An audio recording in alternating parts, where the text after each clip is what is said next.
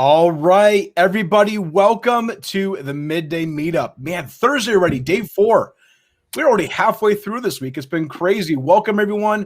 I'm Jake Hall, the manufacturer Millennial. With me is Chris Lukey, from host of Manufacturing Happy Hour, and of course, Sully from Miller Resource Group. Now, his name's not actually Sully. We just call him Sully. It's Michael Sullivan, but, you know, we're all friends here, so we can call him Sully as well. So, yeah, we are here for the Midday Meetup. It's part of Automate Forward. It's a virtual conference and show that's been going on all week, put on by the Association for Advancing Automation. We have 80 keynote speakers, 250 virtual booths. And, you know, Chris, you know what the best part of it all is? What's that, Jake? It's completely free. Yes. So what you can do is, if you haven't been a part of this yet, this really, it's been phenomenal speakers all day long, all week long, really, just, you know, talking about automation, robotics, the autonomous mobile industry, deep learning, vision, 2D, 3D, you know, and Sully, you were on actually Monday on the afternoon, you were on a panel building an Industry 4.0 workforce for the future. So, yep, you know, you're on again. How's that feel? You know, 2 for 2 this week. Yeah, I'm just trying to be like you guys. You know, that's just my motivation, right? Not much to strive for there, but hey, you are experienced, Sully. We'll talk about this later. You've jumped on multiple manufacturing happy hours before. You're keynoting. We're aspiring to be you. The respect is shared. Yeah, you sound like my buddy Carson Weaver from Elementary Robotics with that kind of praise. You know, he told me the other day, we were chatting. He's like, I want to be you when I grow up. So that's a huge compliment coming from somebody like that. Well, being you when you grow up, you know, so tell us a little bit about, you know, Chris and I know you. We've been on conversations, you know, dozens of times now on LinkedIn and chats and webinars and face-to-faces and one-on-one. Well, not face-to-faces yet, but virtual faces-to-face. You know, what do you do? Yeah, no, great question. Again, thanks for having me on. So I am a executive recruiter for Miller Resource Group. And for those that aren't familiar, Miller Resource Group is a recruiting firm, 50 years old, one of the original, you know, recruiting firms. But we focus in on, you know, basically A3, right? So if you look at, you know, the original associations, motion control and motor, robotic industries, and then automated imaging, you know, the machine vision, those are the types of companies that we partner with. So they come to us when they need, you know, sales folks, engineers, you know, management, you know, up to the C-suite. That's essentially what we do. And then over the last 5 years, I've been leading our business development and recruiting efforts primarily in the A3 world, we'll say. So that's the sandbox that I support throughout North America. Great. So when we look at, you know, the keynote that happened on Monday, building Industry 4.0 workforce for the future, you know, for those of you who were not able to attend it or watch that event, a couple things. One is you can go back, register right now, and view it on demand. And then also throughout the next few weeks, there's going to be more resources with all these videos posted. So if you missed the keynote, you can go back and watch it. But, you know, Sully, for those that didn't view that keynote, what the heck is happening in terms of workforce in the industry right now? Sure. Well, I'll kind of echo, you know, my sentiments from Monday, and I'll, you know, kind of sprinkle into what some of the other panelists were mentioning. But on the engineering side, you know, we're definitely seeing a shift and a need for folks. If you're in college or if you're thinking about getting into engineering, you know, we used to have, you know, I'm an electrical engineer, I'm a mechanical engineer, right? You know, now we're seeing much more of a need and an emphasis placed on somebody with a mechatronics background. So that's one thing that I'm seeing more lately. And then just the languages, the Python, C, C++, Java, you know, being able to program a robot, a PLC, an HMI, being able to, and this is something too that it's more of a soft skill for an engineer, but, you know, being able to work in customer facing situations a lot more, that and being comfortable with that. So having good communication skills, being able to work as part of a team, you know, on just much more complex projects than what we've seen before. So those are definitely some things I'm seeing. On the sales side, we're definitely seeing a need for folks that can provide a complete solution, right? So perhaps, similar, Jake and Chris, to like what you guys were doing or what you are doing now, in terms of bundling, technologies, that is definitely a need, as opposed to like when I first came on, a few years ago, it was, I need somebody to go out and sell my servo motor. I mean, that's still around, but I'm definitely seeing more project-based, sales needs right now, guys that can go out and just sell a full system. Absolutely. So, with that being said, when we look at resumes or, when companies are reaching out to you saying, hey, we need a guy with these specific skills, are you still seeing the need for a 4-year engineering degree as the status quo to get into automation, to program a robot, to program a PLC? Or are we in a current state right now where that quote unquote thing on your resume is no longer needed or as high as demand as you can walk away with an associate's or a person with a mechatronics degree or went to a college and got a certification and FANUC robot programming and understands how to program Allen Bradley or Siemens or other PLC manufacturers out there? Is that 4-year degree still a gatekeeper for these companies? In some ways, yes, but I am definitely seeing, and I just had a conversation this morning with an existing client. We've done some work for him in the past. He called. He's like, I need an application engineer, and we're talking. I'm just kind of getting the nice to haves, the must haves, and he flat out said, he was like, if they have an associate's degree, if it's from like a 2-year technical school, he's like, I'm fine with that. So we are starting to see that more. I think that,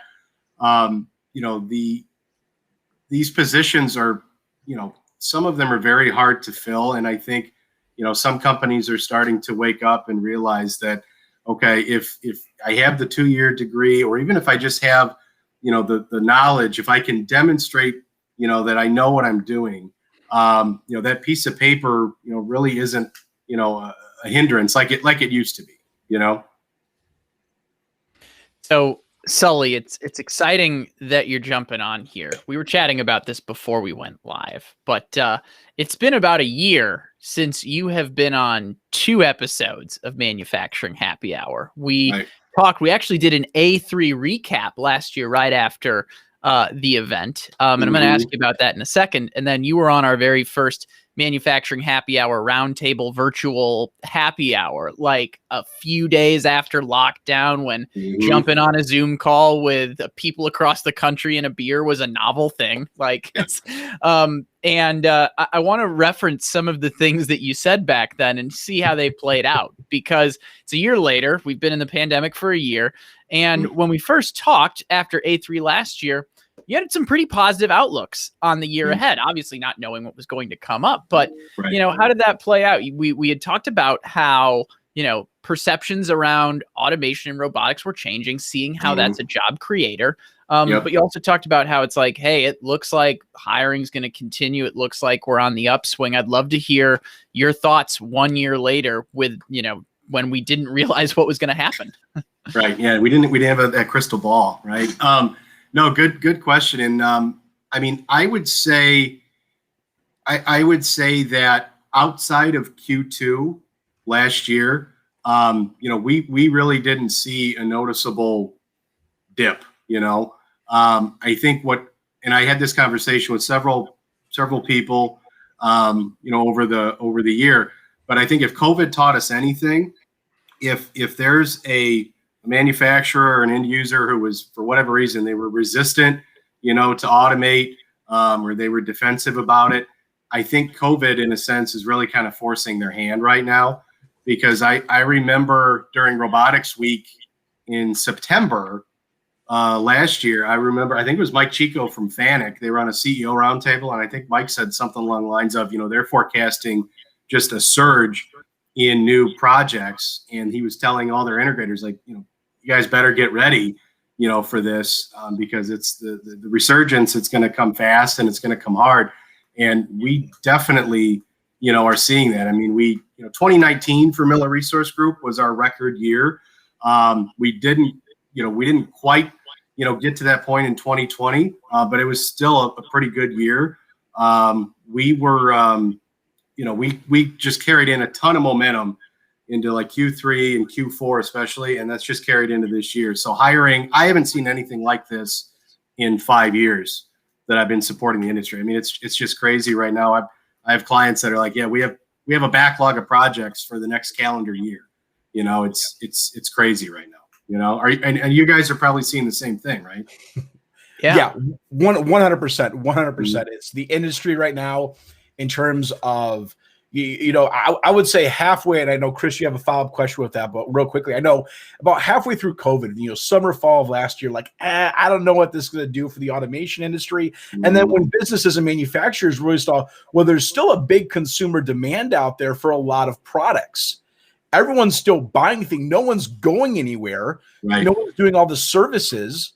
Right. Mm-hmm. So what are people doing? They're spending their money on product and consumer goods, which is produced by manufacturing, So people aren't spending hundreds and thousands of dollars on an airplane ticket and a hotel room, which was a service. They're spending it on product. Whereas that product is being made in manufacturing facilities, which is then putting a higher demand on manufacturers. So, I mean, just a quick example. So we work with a manufacturer at Fine Zelstra where they make a lot of consumer goods. And we had, I think, 7 retrofits planned for this upcoming year on, upgrading all their PLCs and HMIs and sensors and traceability. And that got pushed back to summer of 2022 just because of production demand. They can't find downtime on their floor. And that's just the demand that's out there. And Chris, I'm going to bounce it back over to you. Yeah, I mean, the things we like you said, Jake, I think that was a great point on a shift from purchasing services to purchasing consumer goods. Because I think we were talking about that right out of the gate. We're like, paper is going off the chain right now because of the toilet paper demand right at the start. There was repurposing on how people were selling their goods. Grocery stores, selling more food through grocery stores rather than through restaurants, selling beer through cans rather than through kegs. There was a lot of repurposing that played directly into the automation space right now. So just to kind of put a bow around this conversation, it's maybe more of a statement than a question. And I'm not going to judge anyone, but if you want to raise your hand in chat, for those of you who still have toilet paper from purchasing it in February of 2020, I would love just, honesty here of how long you've been holding on to toilet paper. I'll admit I was not in that group of people because I was the group that showed up after it had all been purchased. So it was like a treasure hunt from local convenience stores to Trader Joe's to try to find that stuff. But yeah, hit us up over in the comments. We're loving what we're seeing in the comment section right now. It's basically the Sully fan club over here today. I know, right, man? We pulled a guy on so far, there's more. We had Mike Chico on, President and CEO of Fanuc. We had Sebastian on from Staubli earlier. We had Aaron Pratt from FedEx. But, man, there's been more like fan people for Sully here than the rest of the week combined. So, man, I don't know what you're doing out there, Sully, but, man, it must be your looks or your services or something. It ain't the looks, brother. I'll tell you that much. So I got a face for radio. You're lucky I hopped on here. Man, you do this stuff all the time. You are a man about town in this industry. And I'm gonna go on another tangent real quick. But how about that keynote panel this morning? Like that was like the all-stars of robotics right there. And quite frankly, I can't remember what the title was, but it was basically like party of all the leaders in the robotic space hanging out and having a great time. It was the bulls of the mid 90s. Like I said, it wasn't even fair, it was fun, right? Because we had that pregame show, I think, Chris, Wednesday or Thursday of last week, we had Joe on from Calvary and Milton on from Shunk. And it was a fun show. Just listening to those conversations and the way they're engaging. It's just like, that's what brought back the whole idea of you're sitting around a bar drinking, after you just did it, you pounded out a 12-hour a day at a show in the McCormick Center. And now you're just sitting around, kicking the cans. Like that's just the relationships that I missed. Listening to those guys, it was super fun and enjoyable. Yep. And shout out to Dave Robers, who I'm seeing over there in the comments. He was on that panel this morning from Denso. So cool to see some of the folks there continuing the conversation with us. So I'm going to go back to what we originally started with. I know we've been having fun and going off track a little bit, but so Sully, what I'm hearing is little dip in Q2, but really, is it safe to say that what the pandemic did is it accelerated everything that we've been talking about in manufacturing and got people doing projects, needing the people to do those projects. And as a result, you're just seeing things continue to grow and grow. Is that safe to say, or how would you phrase it? No, I think that's spot on, and I'm probably paraphrasing, but I remember one of the I don't remember it was Alan or Brian Bolio from ITR Economics. I know we're all familiar with those guys, but I remember last year they were projecting like a V type of a V recovery, and we're definitely seeing that in automation. Like I said, Q4 was huge for us. Q1 has just been ridiculous. I mean, we track, if you look at just all of our key metrics, and we're always kind of a microcosm of the industry in a sense on our end. So if you look at year over year metrics, it's like 130% over, 110% over. I mean, it's just, we're talking to more people, both on the client and the candidate side. There's more needs that we're working to fill right now. And it's not just, sales and business development, it's engineering. There's new positions that are being created. I mean, that's the other thing too, that I've never really seen something like this where, we're seeing new positions that are created because of the clients, trying to meet the demand, right? And they're like, we don't have the talent in-house.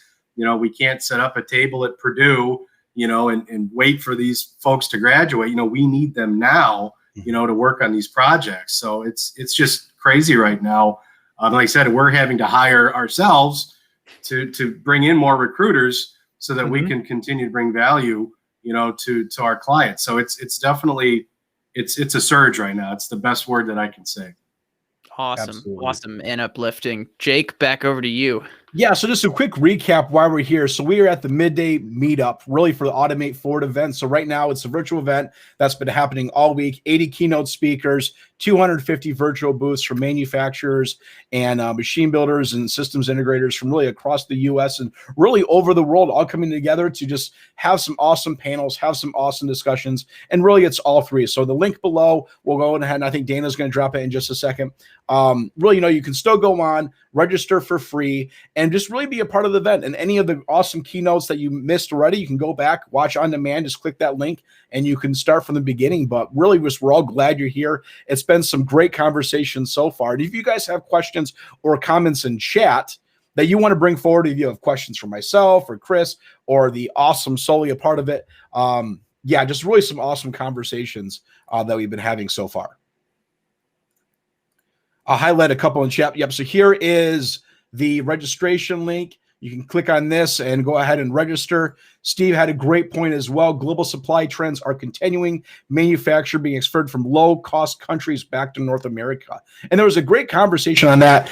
I think it was Tuesday's panel talking about how come I'm not receiving results? How come I'm not receiving results? Well, there's a couple of things that are happening, right? Reshoring and resourcing isn't something that's happening overnight. It's a process that we're continuing to make for the next 5 to 10 years. But also, I think one of the big things that we're seeing in the industry is companies that were looking at moving product overseas and manufacturing processes overseas. Now, when COVID hit, their competitors and part of their own, resource sourcing group, they said, wait a second. How can I invest in my suppliers with an automation and resource and data analytics and getting information back to stay competitive locally? And not just necessarily here in America, but I think it was, Chris, you might remember, was it Joe that mentioned about the whole entire North America trade between manufacturing that's also happening in Canada and also in Mexico, right? There was the A3 Mexico group that's now part of all under the A3 organization and umbrella. Quick shout out to that new website coming out, automate.org. That'll be launched later this month. But really just some awesome questions that we've had this week talking about reshoring and resourcing. Here's another one from Alan. We've seen a massive resurgence of manufacturing needing servos repaired due to the high demand, low supply of new servos. And Alan, you probably know more than I do. A lot of those servos being manufactured some of them are probably still on boats, in the harbor waiting to be offloaded. There's crazy photos of the San Francisco Bay and the LA ports of just product, container ships just waiting to still be unloaded. And here's stuck in the Suez Canal, right? You guys saw that picture. I saw that one. Yeah. Absolutely crazy. But information exhibit booths open 24 hours per day, although booth and staff leaves at 5 p.m. So you can still see the information if you're a late night owl like I am, to still see some cool content.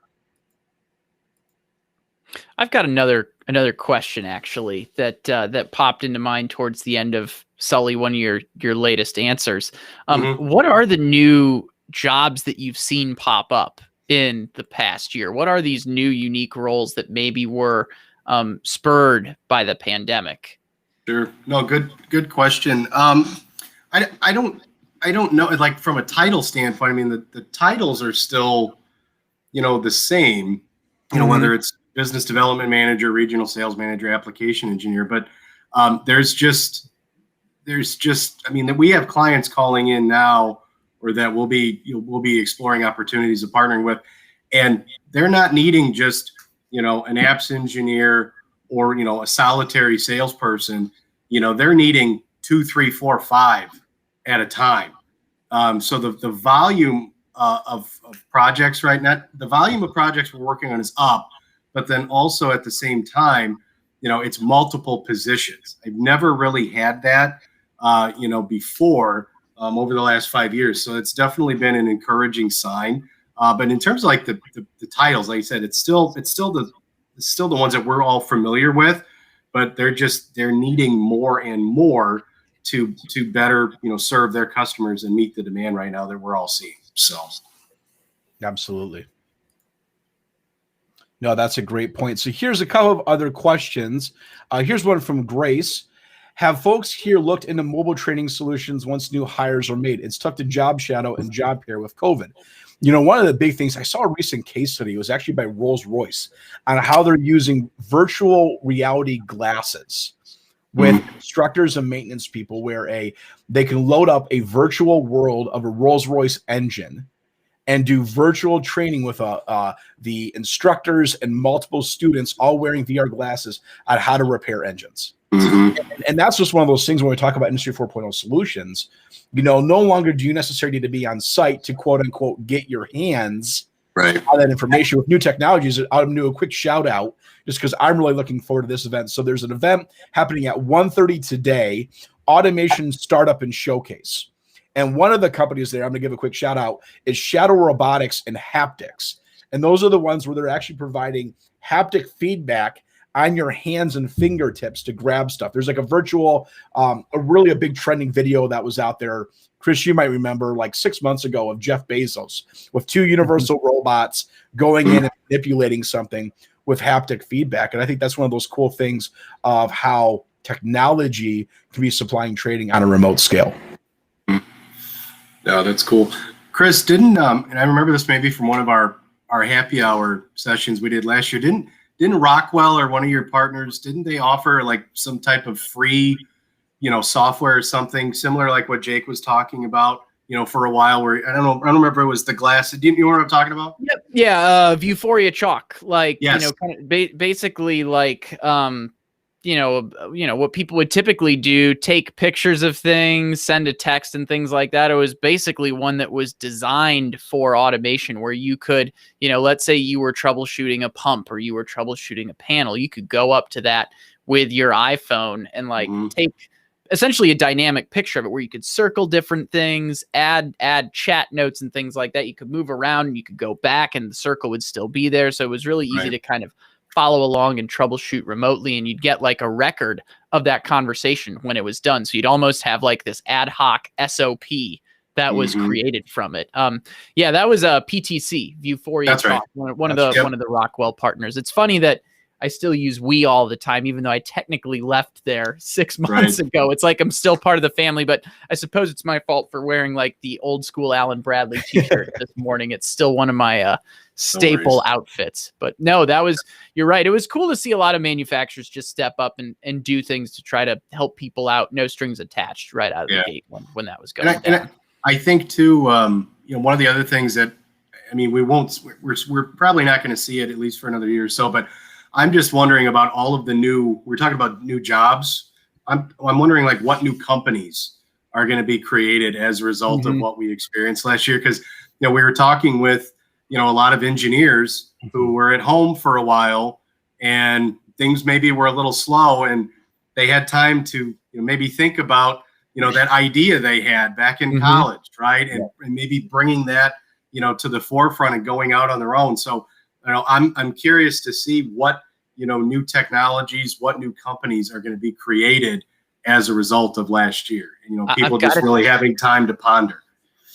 Yeah, those, I assume they're in stealth mode right now. Like they probably started, 6-9 months ago, something like that. And some of these, it's just going to be like, maybe it's a year, 6 months, whatever it is before we start hearing more about them popping up. But I wouldn't be surprised if those origin stories start to date back to like March 2020. Exactly. I really think, the 2020s are really going to be just the incredible year of adaptation for automation, just with how COVID kicked things off in the beginning, how us as a buying culture switched from in-store to e-commerce, driving increase in warehouses and yesterday when we were talking with Aaron, talking about, distribution and sorting centers, just, a million parcels a day moving through one single facility. And the fact that, how that's being handled. Last year, there was $8 billion in venture capital invested in autonomous mobile robots. Just crazy, absurd numbers. So we're actually getting close to the top of to the top of the hour, to 1 o'clock, because I know there's another flying today. 1 o'clock today, and that's going to be, Pragmatic Robotics, drive real ROI and simplify automation with Stephen Hansen from Freedom Robotics. So we're going to wrap this up. So Sully, I'm going to do one more quick question for you from the audience, and that's from Alan. Question for Sully. Have you seen an increase in new hires for mechatronics servo that deal with in the repair and service side of the industry? Good question. I don't want to shoot from the hip on that. I personally haven't dealt a lot with the repair and the service side. Mostly it's it's on the engineering and the sales side. I'd be happy to talk with him offline though, if you can give me a little bit more context. So if Alan wants to connect with me after, and we can chat more, I'd probably have some questions for him so that I can better answer it. So Sully, how do they reach you? There's a couple of ways. Obviously LinkedIn. I'm on here literally sun up to sundown, as most of us are. So you can always connect with me on LinkedIn. Email address, msullivan@millerresource.com. And then obviously I have all my contact information in terms of my phone number on my LinkedIn profile. So that's normally where I would steer folks to. Fantastic. Well, Chris, any closing remarks before we wrap up this midday meetup? No, Sully, I'm sure I'll see you back here for one of these conversations in 2022 as well. This seems to be our annual thing right here at the start of the year now. So I'm glad this has become a tradition. Thanks for joining us today. Thanks for having me, boys. Appreciate it. Well, once again, a lot of fun stuff still happening this afternoon, 1 o'clock, Pragmatic Robotics with Stephen Hansen. We have Automation Startup Solutions. We're just some great companies that we're talking about with, we're talking about companies in stealth mode, moving out of it, what's happening with the new industry. Starting at 1:30, the Automation Startup Showcase. So check that out. And then another great one, 3 o'clock. I'm really excited about this one. New use cases for collaborative robotic applications with just a powerhouse of a team on there as well. And then, of course, finally, 4:30 p.m., join Chris and I on Clubhouse with your iPhone. If you don't have the app or you don't have an invite yet, send us a message. We'll go ahead and really be a part of the conversation. If you guys haven't been to Clubhouse yet, it's going to be a lot of fun. You can just have great voice conversations. But until then, we'll see you on Clubhouse tonight, or we'll see you for the final midday meetup tomorrow with special guest Alex from A3 will be joining us and a few others. So a great way to wrap up the week. But until then, guys, we'll catch you tomorrow. See ya. See you later. See you guys.